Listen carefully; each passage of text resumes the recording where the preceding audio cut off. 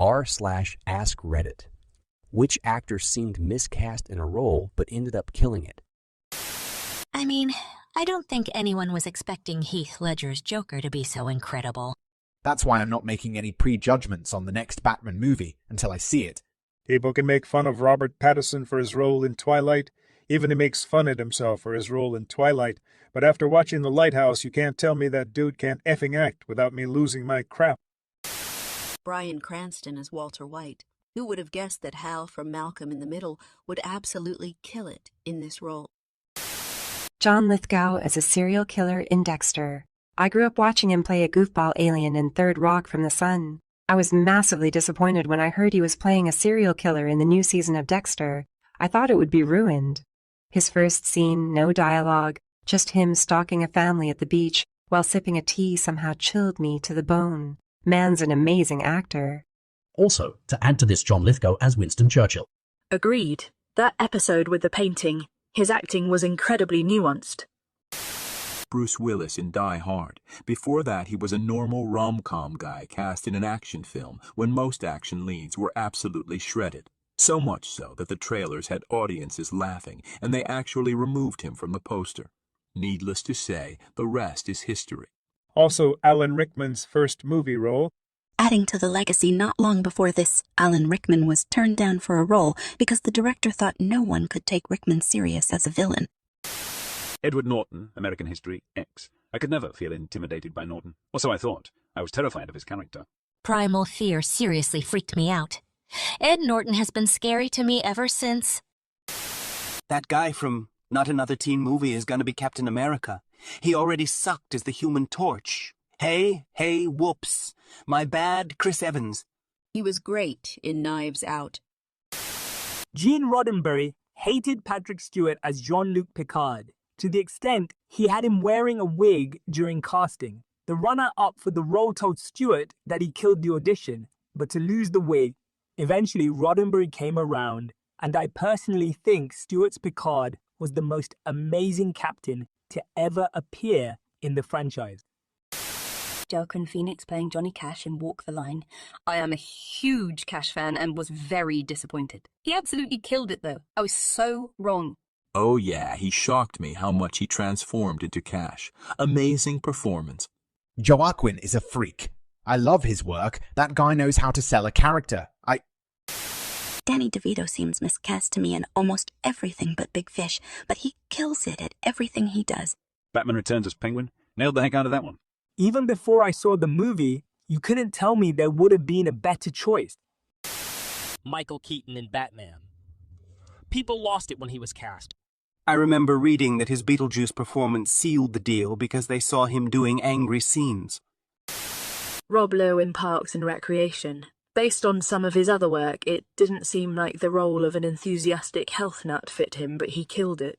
I love that they were auditioning for the replacement for Mark Brandon Acquitts, and it came down to Adam Scott and Rob Lowe. Couldn't decide on who to pick, so they took both. Daniel Craig is a Southern gentleman eccentric detective. That'll never work. Also his Southern convict in Logan Lucky. Daniel Radcliffe in everything after Harry Potter. The dude is set for life after Harry Potter, so he can just do whatever he wants, and I love it. Swiss Army Man, anyone? Dear Agent. Well, I have this project where you play a limp talking corpse that farts all the time and turns into a motorboat. But don't sign me up.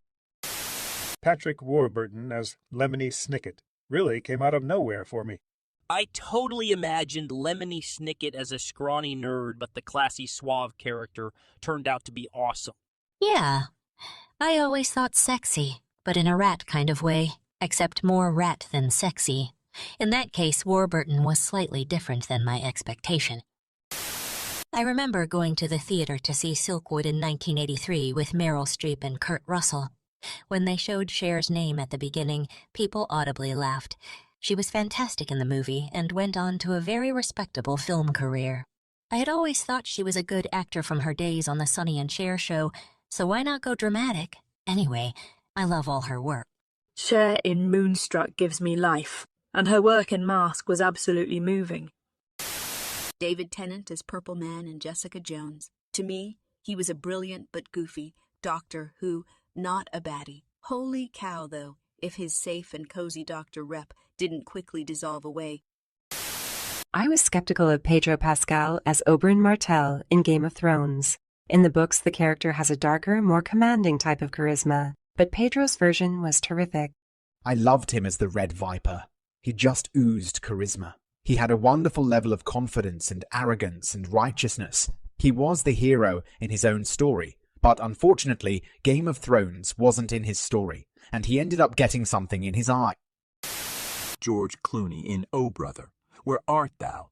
Ockett this opinion is not made in hindsight, but from the point of view of when the movie came out in 2000, only 21 years ago. Also, punctuation.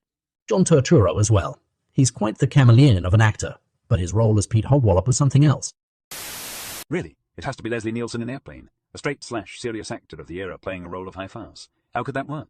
To be fair, he acts completely deadpan in Airplane. It's the scenario that's written around him that makes it work as a comedy. Leslie Nielsen's comedy gift isn't being comedic/funny himself. It is his decades of experience in soap operas that lets him say anything with a straight face and serious expression. That's why he nailed Airplane so well. In 2002, nobody could imagine Matt Damon playing a badass CI assassin with amnesia. I saw the preview on TV and was like, the dude from Good Will Hunting. The Jason Bourne movies are among my all-time faves now, and I can't picture anyone else in that role. Robin Williams in 1 Hour Photo. He already showed with Good Will Hunting and Antienia. Bicentennial Man that he can also do drama, but a thriller with him as the main actor, yes? Don't forget Insomnia. He was also fantastic as a psycho in that one. Everyone thought Travolta had been miscast in Pulp Fiction because at the time his career was on its knees, and he hadn't been cast in anything noteworthy in a very long time. Tarantino breathed new life into Ito's career, but giving him the role. Pulp Fiction changed how movies got made, sold, and distributed, grossed something like $107 million domestic on an $8.05 million budget. It also resuscitated John Travolta, rescued Bruce Willis, catapulted Samuel L. Jackson. Oh! Spotlit Uma Thurman. We delivered Ving Rhames. Who the hell is Urge Overkill? Yeah. Corrected budget and domestic box office. Alan Rickman as Snape. Snape was supposed to be a younger, scrawny, greasy-looking guy.